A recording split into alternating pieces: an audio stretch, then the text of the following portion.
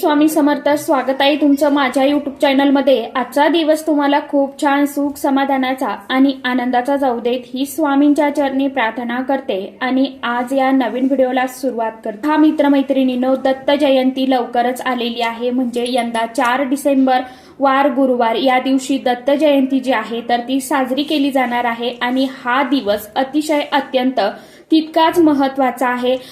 दत्त जयंतीचा दिवस हा भगवान दत्तप्रभूंना समर्पित आहे आणि दत्त जयंती मार्गशीर्ष महिन्यातील दुसऱ्या गुरुवारी आलेली आहे आणि म्हणूनच यंदा 2025 मध्ये दत्त जयंतीला अतिशय दुर्मिळ योगायोग जो आहे तर तो निर्माण झालेला आहे. जे 3 शुभ योग आहे ते एकत्र जुळून आलेले आहे. म्हणूनच या दिवशी सर्वार्थ सिद्धी योग, राजयोग हा देखील झालेला आहे. हे योग अतिशय शुभ मानले जातात. भगवान दत्तप्रभूंची जयंती ही दत्त जयंती म्हणून ओळखली जाते. महायोगेश्वर दत्तात्रेय हे भगवान श्री हरी विष्णू देवांचे एक अवतार मानले जातात. दत्तात्रेय हे ब्रह्मा, विष्णू आणि महेश या त्रिमूर्तींचं एकत्रित स्वरूप आहेत आणि म्हणूनच या दिवशी त्यांची पूजा, सेवा, भक्ती केल्याने तिन्ही देव जे आहेत तर ते प्रसन्न होतात. मार्गशीर्ष पौर्णिमा तिथीला मृग नक्षत्रावरती प्रदोष काळामध्ये दत्तात्रेयांनी अवतार घेतला. यावर्षी 2025 मध्ये दत्त जयंती ही गुरुवारी 4 डिसेंबर रोजी येत आहे. यामुळे या दिवशी मोठ्या उत्साहाने आयोजन करून दत्त जयंती ही भक्तिभावाने, उत्साहाने, आनंदाने साजरी केली जाणार आहे.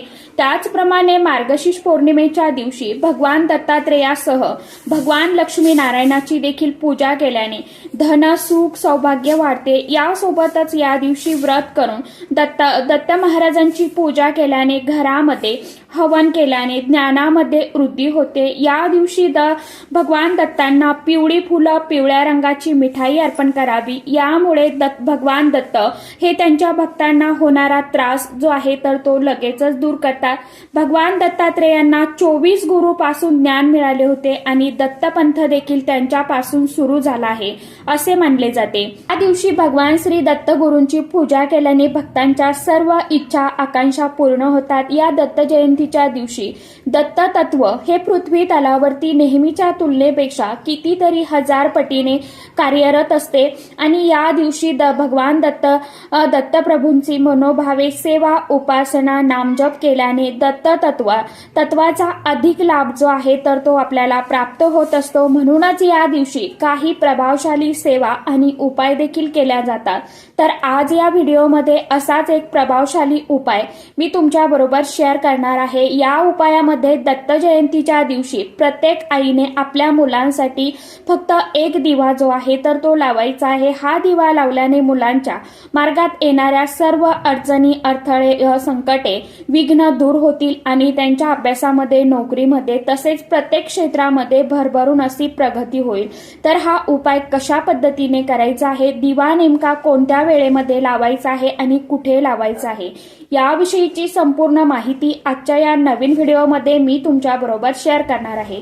त्यामुळे तुम्ही हा व्हिडिओ स्किप न करता शेवटपर्यंत नक्की बघा. चॅनलवरती तुम्ही जर हा व्हिडिओ पहिल्यांदा बघत असाल तर चॅनलला आवर्जून सबस्क्राईब करा आणि असेच नवनवीन माहितीपूर्ण व्हिडिओ बघण्यासाठी समोरील बेल आयकॉनलाही प्रेस करा.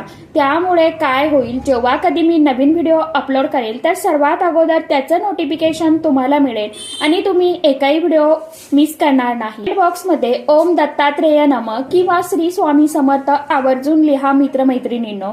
तर बघा मित्रमैत्रिणींनो, सनातन धर्मामध्ये दत्त जयंती ही अतिशय अत्यंत तितकी शुभ आणि महत्वाची मानली जाते. दरवर्षी हा दिवस मार्गशीर्ष महिन्यातील पौर्णिमेला साजरा केला जातो. मार्गशीर्ष पौर्णिमेच्या दिवशी मृग नक्षत्रावरती संध्याकाळी भगवान दत्तांचा जन्म झाला आणि म्हणूनच त्या दिवशी दत्त महाराजांचा जन्मोत्सव दत्त क्षेत्रामध्ये साजरा केला जातो. जे लोक हे व्रत करतात त्यांच्या प्रत्येक इच्छा, मनोकामना पूर्ण होतात. त्याचप्रमाणे भगवान दत्त गुरूंचा आशीर्वाद देखील मिळत असतो. या दत्त जयंतीचा प्रारंभ 4 डिसेंबर 2025 रोजी गुरुवारी सकाळी 8:37 होत आहे आणि शुक्रवारी 5 डिसेंबरला 4:43 समाप्त होत आहे। तर उदय तिथीनुसार आपल्याला दत्त जयंती ही 4 डिसेंबर वार गुरुवारला साजरी करायची आहे। भगवान दत्तगुरु हे महर्षी अतिमुनी आणि देवी अनुसया यांचे पुत्र आहेत। भगवान दत्तात्रेयामध्ये ब्रह्मा, विष्णू आणि महेश या त्रिमूर्तींचा समावेश आहे। त्यामुळे दत्तांमध्ये गुरु आणि ईश्वर या दोघांचं स्वरूप आहे। भगवान दत्तात्रेयांच्या मूर्तीला 3 चेहरे आहेत, 6 हात आहेत। विशेष म्हणजे भगवान दत्तात्रेयांच्या 24 गुरु होते, त्यामुळे दत्त जयंतीला अतिशय महत्त्व दिले जाते। भगवान दत्तात्रेयांच्या जयंतीनिमित्त विशेष पूजा करणाऱ्यांना अपार ज्ञान, सुख मिळते आणि समृद्धी लाभत असते। म्हणूनच 4 डिसेंबर रोजी तुम्ही उपवास नाही केला तरीही चालेल, परंतु हा उपाय मात्र तुम्हाला नक्की आवर्जून करायचा आहे। काय मग यामुळे प्रत्येक क्षेत्रामध्ये या उपायामुळे मुलांना यश मिळेल आणि हा उपाय तुम्ही गुरुवारच्या दिवशी सायंकाळी करायचा आहे, कारण की पौर्णिमेचा प्रारंभ हा गुरुवारी 8:37 होणार आहे। त्यामुळे गुरुवारी दिवसभर आणि रात्रभर पौर्णिमा जी आहे तर ती असणार आहे। त्यामुळे या दिवशी सायंकाळी देखील तुम्ही हा उपाय करू शकता। प्रत्येक आई वडिलांना आपल्या मुलांच्या उज्ज्वल भविष्याची काळजी, चिंता असते। त्यांनी खूप शिकावं, त्यांनी हट्टीपणा करू नये, सांगितलेल्या सर्व गोष्टी ऐकाव्या, मुलांना कोणतेही नजर दोष लागू नये किंवा नजर बाधा होऊ नये। आई वडील जे आहेत तर ते खूप प्रयत्न करत असतात आणि त्यांना प्रत्येक क्षेत्रामध्ये यश मिळावं असं देखील प्रत्येक आई वडिलांना वाटत असतं, अगदी तुमच्यापासून ते माझ्यापर्यंत। यासाठी प्रत्येक आई वडील आपण सर्वजण आपल्या मुलांसाठी खूप कष्ट, मेहनत, प्रयत्न करत असतो। पण बऱ्याचदा मुलांना प्रयत्न करूनही यश मिळत नाही। जर तुमची मुलं सतत हट्टीपणा करत असतील, सांगितलेलं म्हणणं ऐकत नसतील, अभ्यास करूनही मुलांच्या लक्षात राहत नसेल, मुलांना अभ्यासामध्ये यश मिळत नसेल, त्यामुळे मुलांची प्रगती होत नसेल, त्याचप्रमाणे जी मोठी मुलं आहेत, भरपूर शिकलेली आहेत, परंतु मनासारखी नोकरी त्यांना मिळत नाही किंवा लग्नाच्या वयाची मुलं मुली आहेत, त्यांचा विवाह योग जो आहे तर तो जुळून येत नाही, तर आपल्या मुलांना नजर दोष लागलेला आहे। तर यासारख्या समस्या मुलांना यामुळे येत असतात आणि नजर दोष हे फक्त बाहेरच्या व्यक्तींचेच लागत नाही, तर घरातल्या व्यक्तींची सुद्धा आपल्या मुलांना नजर दोष जे आहे तर ते लागत असतात। आई वडिलांची खास करून जास्त नजर लागत असते आणि यामुळे मुलांच्या प्रगतीमध्ये अडचणी, अडथळे यायला सुरुवात होते आणि म्हणूनच मुलांचे सर्व दोष, संकट, विघ्न दूर होण्यासाठी आणि प्रत्येक क्षेत्रामध्ये त्यांची प्रगती होण्यासाठी आपल्याला दत्त जयंतीच्या दिवशी मुलांसाठी हा एक दिवा जो आहे तर तो लावायचा आहे। आता हा उपाय करण्यासाठी आपल्याला एक मातीची पंती घ्यायची आहे, पण पंती ही चांगली घ्यायची आहे। फुटलेली, तडा गेलेली किंवा खपुरे उडलेली अशी पंती घेऊ नका, चांगली पंती घ्या। अगोदर हा दिवा किंवा पंती जी तुम्ही वापरलेली असेल तरी देखील चालेल, काही हरकत नाही। फक्त तुम्हाला स्वच्छ घासून पुसून कोरडी करून घ्यायची आहे। यानंतर या दिव्यामध्ये आपल्याला कलाव्याची वात, आपण म्हणतो ना रक्षासूत्र, रोली, मौली, कलावा, पचरंगी सूत, त्याची वात जी आहे तर ती लाल पिवळ्या रंगाची असते। हा कलावा आपण याला म्हणत असतो। ही वात तुम्हाला त्या दिव्यामध्ये टाकायची आहे। जर तुमच्याकडे कलाव्याचा धागा अगदी नसेलच तर मग तुम्हाला 2 वाती घ्यायच्या आहे आणि एका वातीला तुम्हाला कुंकू लावायचं आहे, एका वातीला हळद लावायची आहे। अशा प्रकारे तुम्हाला लाल पिवळी ती वात करून घ्यायची आहे, दोन्हीही अगदीच वात जी आहे तर ती असावी, म्हणजे कुंकू लावायचं पण ते कोरडं पाणी टाकून त्याची पेस्ट करून ज्या फारसं काही हे करायचं नाहीये। तुम्हाला हातावरती थोडं हळद कुंकू घ्यायचं आहे आणि लाल पिवळी त्या वाती तुम्हाला करून घ्यायच्या आहे। ओलं नाही केलं तरी देखील चालणार आहे। तर तुम्हाला अशी लाल पिवळी वात करून घ्यायची आहे। या दिव्यामध्ये तुम्हाला त्या टाकायच्या आहे। यानंतर या दिव्यामध्ये तेल घालायचं आहे। हा दिवा आपल्याला प्रज्वलित करायचा आहे।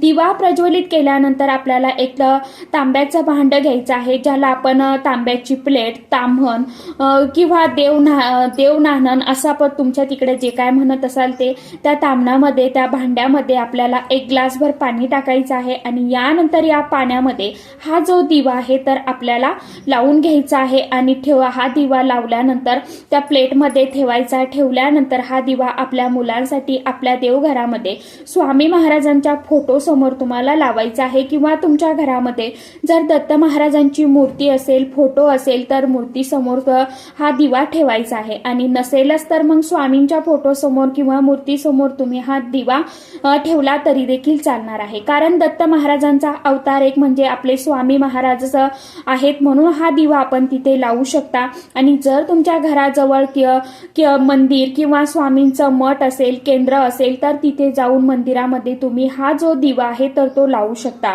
परंतु या दिवशी मंदिरामध्ये खूप गर्दी असणार आहे, त्यामुळे तुम्ही घरच्या घरी हा जो दिवा आहे तर तो आपल्या मुलांसाठी आवर्जून लावायचा आहे. लावल्यानंतर दिव्याला तुम्हाला हळदी, कुंकू, अक्षदा, फूल अर्पण करायचं आहे, धूप दीप ओवाळून घ्यायचा आहे आणि यानंतर तिथे बसून तुम्हाला 108 वेळा दिगंबरा दिगंबरा श्रीपाद वल्लभ दिगंबरा या मंत्राचा जप करायचा आहे. तसंच स्वामी महाराजांच्या मंत्राचा जप करायचा आहे, म्हणजे षडाक्षर मंत्राचा जप करायचा आहे. श्री स्वामी समर्थ, श्री स्वामी समर्थ या मंत्राची तुम्हाला एक माळ करायची आहे आणि एक वेळा तारक मंत्राचं पठण करायचं आहे. तुमच्या मुलांसाठी तुम्हाला प्रार्थना करायची आहे. मुलांचे सर्व दोष, संकट, विघ्न, अडचणी दूर होण्यासाठी, त्यांना प्रत्येक क्षेत्रामध्ये यश मिळण्यासाठी तुम्हाला मनोभावे दत्तगुरूंना आणि स्वामी महाराजांना प्रार्थना करायची आहे. परंतु या सेवा करण्याच्या अगोदर तुम्हाला एक वेळा स्वामी स्तवन म्हणायचं आहे आणि नंतर तुम्हाला सेवेला सुरुवात करायची आहे. जेणेकरून आपण जी काही सेवा करतो तर ती सेवा स्वामी महाराजांपर्यंत, दत्त महाराजांपर्यंत लवकरात लवकर पोहोचत असते. म्हणून तुम्हाला सर्वप्रथम स्वामी स्तवन जे आहे तर ते पठण करायचं आहे आणि नंतर सांगितल्याप्रमाणे तुम्हाला मंत्र जप पठण करायचं आहे. त्यानंतर प्रार्थना करायची आणि यानंतर हा दिवा जर तुम्ही सायंकाळी लावला तर कमीत कमी रात्री 12 वाजेपर्यंत तेवत राहील. एवढं तेल त्या दिव्यामध्ये तुम्हाला घालायचं आहे आणि जर सकाळी हा दिवा लावला तर दिवसभर हा दिवा तेवत राहील.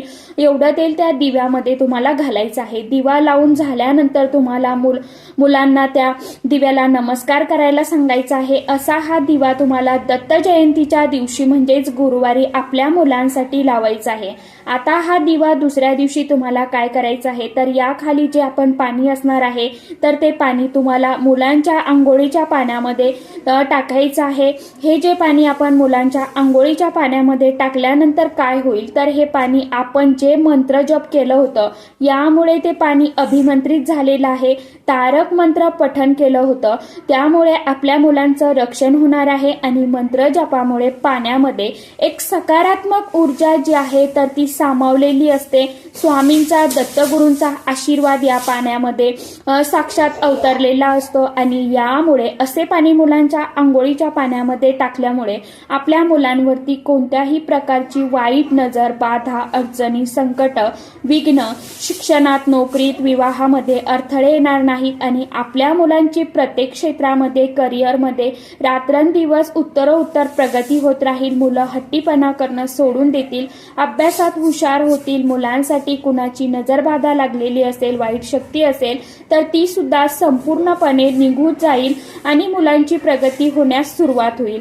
तर आता हा दिवा जो आहे आपण या उपायासाठी वापरलेला होता, या दिव्यामध्ये असलेली वात पूर्णपणे जळून गेली असेल तर हा खूप शुभ संकेत असतो. कारण असं म्हटलं जातं की तुमची सेवा जी आहे तर ती भगवंतापर्यंत पोहोचलेली आहे, पण अर्धवट जळाली, थोडीशी शिल्लक राहिली असेल तर मनामध्ये कोणतीही शंका कुशंका अजिबात येऊन द्यायची नाही. कारण आपण जी काय सेवा केली होती ती ईश्वरापर्यंत पोहोचते, पण अर्धवट जळलेली वात जी आहे तर ती इथे तिथे कुठेही टाकून देऊ नका. ही चूक आपल्याला अजिबात करायची नाही. जी वात आहे ती तुम्ही तुळशीच्या मातीमध्ये किंवा झाडाच्या कुंडीमध्ये दाबून टाकू शकता किंवा कोणत्याही एखाद्या झाडामध्ये तुम्ही ती मातीमध्ये दाबून टाका. त्यानंतर स्वच्छ दिवा जो आहे तर तो स्वच्छ करून तुम्ही परत घरामध्ये वापरू शकता. रोज तुळशी समोर दिवा लावण्यासाठी ही मातीची पंती वापरू शकता, हरकत नाही. आपल्या वास्तुशास्त्रामध्ये सांगितलेला हा उपाय आहे. म्हणूनच प्रत्येक आई वडिलांनी दत्त जयंतीच्या दिवशी मुलांच्या उज्ज्वल भविष्यासाठी आणि प्रगतीसाठी, त्याचप्रमाणे यश प्राप्तीसाठी हा जो उपाय आहे तर तो आवर्जून सर्वांनी करायचा आहे. बघा, उपवास करणं शक्य नाही झालं तरी काही ना काहीतरी सेवा आपण आपल्या कुटुंबासाठी, घरासाठी, मुलांसाठी करत असतो. त्यातलीच एक ही प्रभावी सेवा आहे. त्यामुळे दत्तगुरूंच्या दत्त जयंतीला तुम्ही हा जो उपाय मी तुम्हाला सांगितलेला आहे मनापासून आणि पूर्ण श्रद्धेने करून बघा. कारण ही जी सेवा किंवा उपाय आहे तो तुम्हाला पुढच्या वर्षीच डायरेक्ट करता येणार आहे. त्यामुळे ही संधी तुम्हाला अजिबात जाऊन द्यायची नाहीये. होईल तेवढी जास्तीत जास्त सेवा जी आहे तर ती गुरुवारच्या दिवशी आपल्याला करायची आहे. होईल तितकं नामस्मरण करण्याचा प्रयत्न करायचा आहे आणि आपल्याला सेवा करायची आहे. सेवेकरी घडवत चालायचं आहे. खास म्हणजे तर सांगितल्याप्रमाणे आवर्जून सेवा करा, सेवेकरी घडवत चला आणि सोबतच कष्ट, कर्म, उपायही करत चला. आपोआपच आपलं नशीब जे आहे तर अगदी काही दिवसामध्ये उजळणार आहे. काहींना लवकर अनुभव येईल उपायांचा, काहींना थोडा वेळ लागेल, परंतु श्रद्धा ठेवा, निस्सीम भक्ती करत चला. नक्कीच तुमच्या आयुष्यामध्ये एक दिवस असा उजळणार आहे की तुम्हाला मी शब्दामध्ये सांगू शकत नाही. तुम्ही समजून घ्या मित्रमैत्रिणींनो, फक्त सेवा करत चला. तर चला, आजच्या व्हिडिओमध्ये इतकीच माहिती होती. कशी वाटली नक्की सांगा. व्हिडिओ आवडला तर चॅनलला आवर्जून लाईक, शेअर, सबस्क्राईब जरूर करा. परत भेटूया नवीन माहितीसोबत, नवीन व्हिडिओसोबत. तोपर्यंत सर्व माझ्या यूट्यूब परिवाराला श्री स्वामी समर्थ.